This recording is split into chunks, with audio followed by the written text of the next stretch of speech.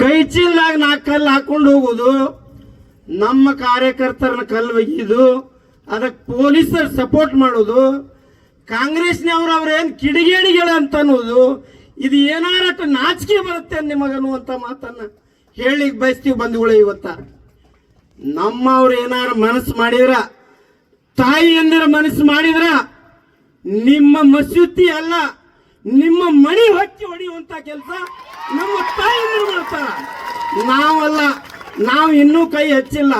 ಭಾರತ ದೇಶದಲ್ಲಿ ನಿಮಗಿನ್ನೂ ಕೈ ಹಚ್ಚಿಲ್ಲ. ನಿಮ್ಮ ನಾಟಕವನ್ನು ನೋಡ್ತಾ ಇದ್ದಾರೆ ನಮ್ಮ ಯುವಕರು. ಆದ್ರೆ ಮುಂದಿನ ದಿನಮಾನದಲ್ಲಿ ಇದು ಬಹಳ ಕಷ್ಟದ ಕೆಲಸ ಆಗ್ತೈತಿ. ನೀವು ಇದೇ ತರ ಉದ್ದಾಟತನ ಮಾಡುದ ಆತಂದ್ರ ನಮ್ಮವರಂತೂ ಸರಳವಾಗಿ ಬಿಡುವಂತ ಕೆಲಸನ ಇಲ್ಲ. ನೀವೇನ ಮುಸ್ಲಿಂ ಸಮಾಜದ ಪ್ರಮುಖರದಿರಿ.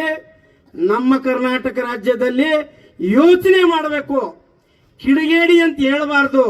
ಅವ್ರನ್ನ ಚಪ್ಪಲ್ಲೇ ಹೊಡೆದ ಅಂತವ್ರನ್ನ ಪಾಕಿಸ್ತಾನ ಕಳಿಸುವಂತ ಕೆಲಸ ಮಾಡ್ರಿ. ನಮ್ಮಲ್ಲಿ ಯಾಕೆ ಇಟ್ಕೋತೀರಿ?